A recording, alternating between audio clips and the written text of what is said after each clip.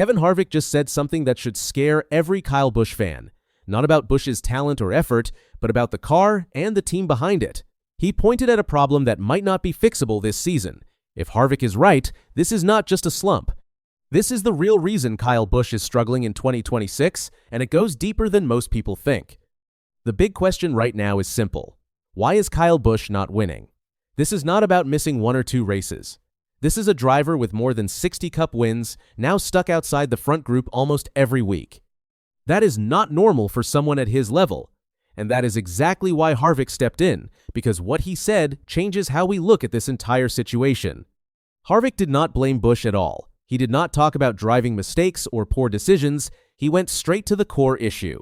He said the cars are not fast enough. That is the diagnosis. And in NASCAR, if the car is not fast, nothing else matters. You can have perfect pit stops and the best race strategy, but without speed, you are not winning races. Think about how important that is. Speed is everything in this sport. If you start with a slow car, you are already behind before the race even begins. Harvick made it clear this is not about bad luck or one-off weekends. This is a bigger issue inside the team. That brings us right back to the title. This is why Kyle Busch is struggling. Now look at the results, because they match what Harvick is saying. Busch has not had strong finishes to start the 2026 season. There have been no real chances to win late in races. More importantly, there has been no consistency. Even struggling teams usually have one or two surprise runs. RCR has not shown that, and that tells you a lot. Here is where it gets more serious. This problem did not just start this year. It has been building over time. When Busch first joined Childress Racing, things looked promising. He won races early, and the move seemed like a success. But then performance started to drop. The speed faded, and the results followed. Now we are seeing the full effect of that decline. So what caused it? That is the big question.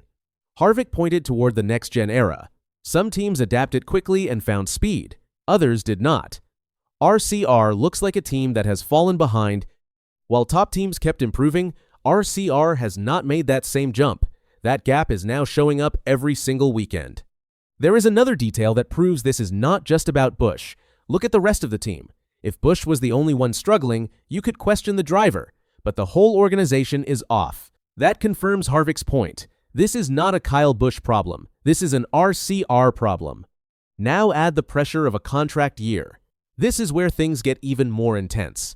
Every race matters more when your future is not locked in. Every bad finish carries weight. Harvick pointed this out and said he is concerned about how this situation will end.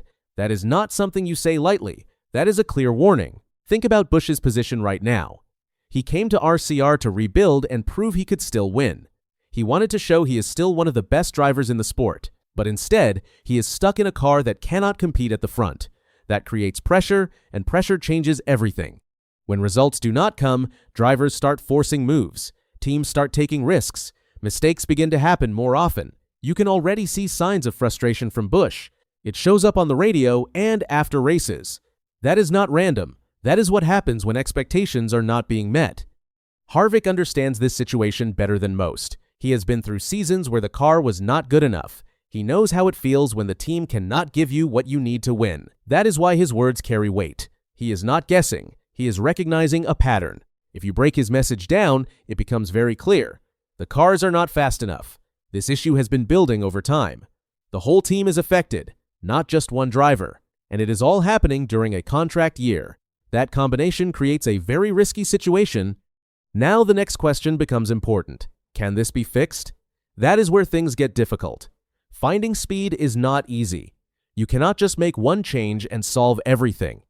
It takes development, testing, and time. In a long season, time starts to run out quickly if you are not improving.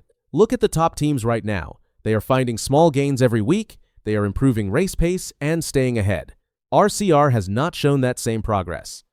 That is the gap that Harvick is talking about, and it is getting bigger as the season moves forward. If that gap keeps growing, Busch will have to make a decision. Staying with the team means hoping things improve. Leaving means starting over somewhere else. Neither option is easy. Changing teams comes with risk, but staying in a slow car is also not a solution. This is where Harvick's concern becomes more than just analysis. He is pointing toward what could happen next. If results do not improve, decisions will have to be made. Not later, but soon. That is what makes this situation so important. Now step back and look at the bigger picture. This is not just about Kyle Busch. This is about Richard Childress Racing as a whole. Where do they stand in the current NASCAR landscape? Right now, it looks like they are behind. Other teams have adapted better to the next-gen car. They have better setups and better race pace. RCR is missing something, and it shows. That brings us back again. This is why Kyle Busch is not winning. It is not a talent issue, it is not about effort, it is about speed. And speed is the hardest problem to fix because it requires everything in the organization to be working at a high level. There is also a mental side to this.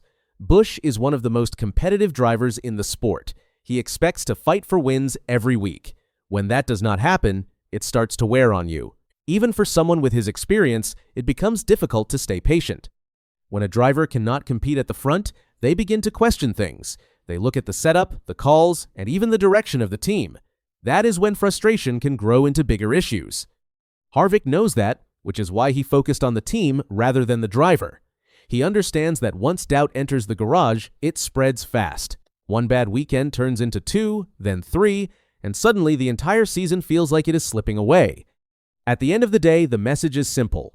The car is not fast enough. Until that changes, the results will not change either. Busch still has the talent to win races. That has not gone away.